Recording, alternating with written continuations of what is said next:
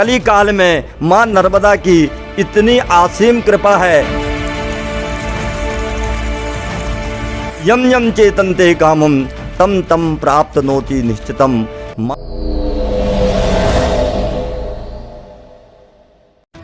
आप सभी को नमस्कार। जैसा कि आप सभी को पता है, प्रत्येक गुरुवार को BSP 24 न्यूज़ पर बात सनातन की कार्यक्रम दिखाया जाता है। उसी कार्यक्रम को लेकर आज हम अमरकंटक में ही एक खास स्थल है, सोनमुड़ा कहा जाता है, यहीं से सोनभद्र का उद्गम हुआ है और यहाँ के महंत से आज के इस कार्यक्रम में हम बात करेंगे, जानेंगे इस जगह की कहानी, उनके बारे में जानेंगे, उनके गुरु के बारे में जानेंगे और सुनेंगे उनकी बाणी।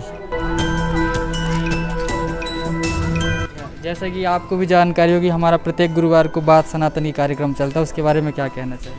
और बहुत अच्छा है कार्य आपका चल रहा है और इससे लोग हमारे सनातन धर्म से जुड़ रहे हैं। बहुत ही सराहनीय कार्य, बहुत बहुत धन्यवाद। गुरु जी से मिल सकते हैं क्या अभी? अब ये बैठे हुए हैं, गद्दी पे विराजमान है, जाइए मिल सकते हैं। इस स्थल में यदि आप आते हैं तो यहाँ आपको कई सारे मंदिर देखने को मिलते हैं। यहाँ पर सिद्ध सोनाक्षी शक्तिपीठ है, दर्शनीय है।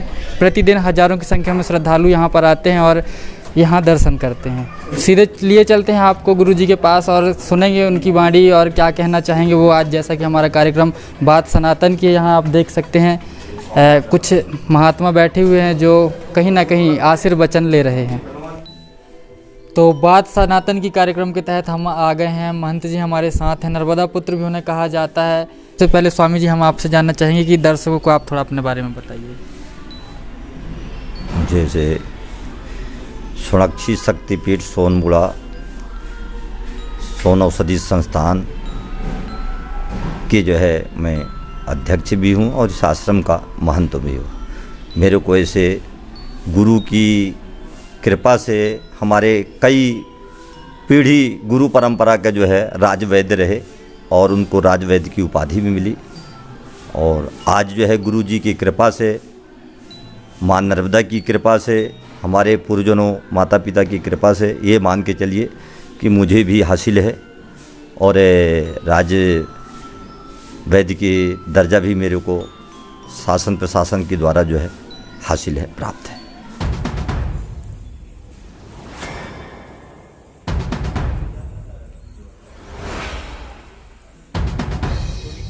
लोगों का कथन है कि जो गुरुजनों थे वो अपनी विद्या को अपने साथ ही लेके गए। साथ में लेके गए ये भी मैं स्वीकार कर रहा हूँ, किंतु किस बिंदु में लेके गए? क्योंकि जिस प्रकार के शिष्य को एक गुरु परंपरा के हिसाब से लघु बन के, छोटा बन के गुरु का जो है आचरण करना चाहिए, गुरु का अनुसरण करना चाहिए, गुरु का आशीर्वाद लेना चाहिए, गुरु का सेवा करना चाहिए, जब वह विद्या हासिल और प्राप्त होता है। मैंने स्वयं कहना नहीं चाहिए, किंतु काफ़ी लोग अमरकंटक के लोग जो है आज जो है जानते हैं और ओंकारेश्वर क्षेत्र के लोग जानते हैं कि मैंने अपनी कभी गुरुदेव की सेवा से कभी मैंने पीछे नहीं हटा। मैंने हथेलियों में अपने गुरुदेव को जो है मलमूत्र जो है स्वयं जो है किया और आज उनकी ही आशीर्वाद कृपा है जो कि उन्होंने दिव्य, उनके पास जो औषधियाँ थी, जो कृपा थी, जो हमारी संस्कृति को, धरोहर को जो है उनको जो है सुरक्षित रखे थे, जो देना था उन्होंने विशेष करके गुप्त रूप में और आशीर्वाद रूप में दिए।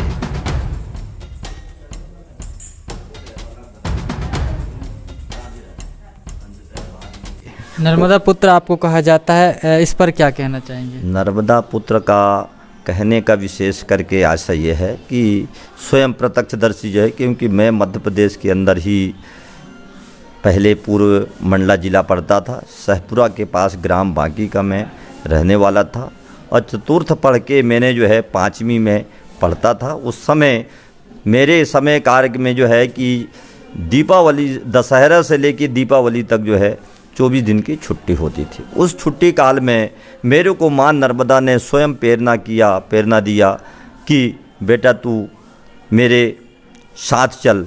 तो मैंने खाना पीना सारे चीज़ का परित्याग कर दिया, रोने के अलावा मैं कुछ करता ही नहीं था और मेरे ये मुख से एक ही रट निकलता था कि मेरे को मां नर्मदा के तट पे जाना है, मां नर्मदा की परिक्रमा करना है। इस बात को जब बाध्य होकर खाना पीना मैंने छोड़ दिया तो गांव के काफ़ी बुजुर्ग लोग थे, सभी ने हमारे जो दादा थे जिनको बोलते हैं बाबा, पिताजी के पिता को, और सभी लोगों ने समझाए कि इसको माँ नर्मदा की कृपा हुई है, माँ नर्मदा की इनको छड़ी लगी है, इसलिए इनको आप सम्मान पूर्वक सभी कोई इनको जो है विदा करें और इनको रोकिए मत। तो जब वहाँ पे एक मालपुर करके जो है, जहाँ पे कन्हैया संगम और नर्मदा जी का संगम होता है डिंडौरी जिला में जो है, तो वहाँ पे कम से कम ये मान के चलिए कि बड़ी संख्या में 150 से 200 लोग सन 78 में मेरे को सम्मानपूर्वक विदा करने के लिए आए थे। इसकी प्रत्यक्षदर्शी है, गांव के लोग बताएंगे और आप लोग पूछ सकते हैं। तो जब वहाँ पे गए तो ये हुआ कि भाई जब पूजन होने लगा तो पूजा के बीच में ही आपस में ये चर्चा हुआ कि एक वहाँ के गोस्वामी जी थे जिनका नाम था गुलाबगिरी, वो बोले ये घाट मेरा है, यहाँ का पूजा मैं लेता हूँ, आप मेरे अलावा किसी से पूजा नहीं कराएंगे। तो आपस में जब इनका विवाद होने लगा तो मेरे को याद है कि माँ नर्मदा ने मेरे को प्रेरणा दिया कि मेरे चलते आपस में विवाद क्यों कर रहे हैं, भाई आपका घाट है, आपका दक्षिणा आपका लगता है। बोले हाँ, मैंने कहा आपका दक्षिणा इनको दे दीजिए, सीधा सामान और दक्षिण दे दिए। वो प्रसन्न हो गए। फिर जो हम पंडित जी ले गए थे, तिवारी जी जो हैं बरगांव के, उन्होंने विधिवत पूजन कराए। पूजन के समय जब कढ़ाई की और पूजन जब होने लगा तब वो बोले कि भाई जब ये बालक नहीं मान रहा है, माता पिता ने, गांव के लोग काफ़ी समझाए कि गाड़ी से परिक्रमा करा देते हैं, आपकी लघु उम्र है, बहुत छोटा उम्र है, और नहीं यदि मानते हैं तो कोई लोग गांव के साथ में जाते हैं, आपको साथ में करा दें। नहीं, किसी प्रकार के ना हम वाहन से परिक्रमा करेंगे, ना कोई गांव के व्यक्ति हमारे साथ में होना, हम पैदल ही करेंगे। संकल्प के समय में हमने संकल्प लिया था कि 3 साल 3 महीने 13 दिन में परिक्रमा पूर्ण करूंगा और 5 घर से 6वां घर भिक्षा नहीं करूंगा। ये मेरा संकल्प था, ये भी सबको मालूम है। तब हम ब्राह्मण जी, हमारे जो आचार्य जी थे, आचार्य जी के कहने पर हमारे माता पिता ने हमको वहाँ पे इतने जल के अंदर जाके माँ नर्मदा को संकल्प कर दिए। जब माँ नर्मदा को संकल्प कर दिए तो मैं माँ नर्मदा के ही मानस पुत्र कहलाया ना। मेरे माता पिता तो उस समय से साइड में हो गए। नहीं, अगर आपको यकीन हो रहा है तो आज भी मेरी माँ जो जन्म देने वाली जननी है वो आई हुई हैं, उनसे भी आप जानकारी ले सकते हैं। तो माँ की विशेष करके और माता पिता ने दोनों ने माँ नर्मदा को उन्होंने संकल्पित करके माँ नर्मदा को भेंट कर दिए। उस समय से मेरे को नर्मदा का पुत्र, मैं नर्मदा को ही अपनी माँ मानता हूँ। कोई मेरे को पुत्र माने नहीं माने, मैं तो एक तुच्छ हूँ, किंतु माँ नर्मदा की विशेष करके मेरे ऊपर जिस प्रकार की कृपा हुई, माँ नर्मदा ने हर तरह से मेरे को अपनी गोद में खिलाई और आसिम जो है माँ नर्मदा ने आशीर्वाद दिए। इसी प्रकार मैं सभी जनता जनार्दन से अपील करता हूँ कि जो भी लोग माँ नर्मदा अमरकंटक में आते हैं, नर्मदा के तट पे आते हैं, माँ नर्मदा की सभी के ऊपर इसी प्रकार कृपा बरसता रहे, बने रहे। और नर्मदा ही एक ऐसे हैं जो कि प्रत्यक्ष दर्शनी, आपके भक्ति और मुक्ति दोनों प्रदायिनी है। गंगा तो केवल जो है मुर्दे को तारने वाली है, किंतु माँ जो रेवा है, माँ नर्मदा है, ये भक्ति भी देती है, मुक्ति भी देती है। और हर तरह से जो नर्मदा के तट पे चिंतन करते हैं, ध्यान करते हैं, जो भी कामना करते हैं, माँ नर्मदा सभी की कामना को, सभी की पुकार को सुनती है। ये माँ नर्मदा की प्रत्यक्षदर्शी है। आप लोग आज बड़ी संख्या में माँ नर्मदा की कृपा से जो अमरकंटक में आ रहे हैं, वो किसकी कृपा से आ रहे हैं? माँ नर्मदा की।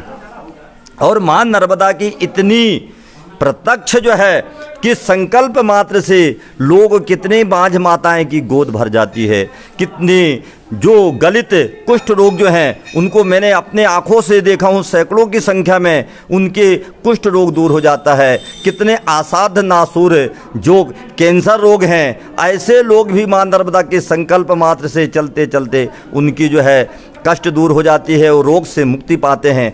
तब उनके प्रति लोगों की आकर्षित हुए, माँ नर्मदा के प्रति लोगों की आस्था बढ़ी है। और आज बड़ी संख्या में, आज प्रति वर्ष लगभग 6 से 7 लाख लोग जो है माँ नर्मदा की परिक्रमा करते हैं। तो माँ नर्मदा ने दिए हैं। मेरा तो विशेष करके यही मानना है कि माँ नर्मदा के कृपा जब मेरे ऊपर हुआ है तो माँ नर्मदा से मेरी यही करबद्ध प्रार्थना है कि सबको माँ सद्बुद्धि दे और तेरे दरबार में जो लोग भी आते हैं उनको सबको उनकी मनोइच्छित फल दे, आशीर्वाद दे। और माँ नर्मदा के तट पे जो निवास करने वाले हैं, माँ नर्मदा के किनारे जो रहने वाले हैं, उनको माँ नर्मदा की स्वच्छता के ऊपर विशेष करके ध्यान देना चाहिए। एक तो तेल साबुन का प्रयोग नहीं करें, मेरा करबद्ध प्रार्थना है। और साथ ही जो नर्मदा की परिक्रमा करते हैं, चाहे वो गाड़ी से करते हों, वाहन से, चाहे पैदल करते हों, किंतु माँ नर्मदा के अंदर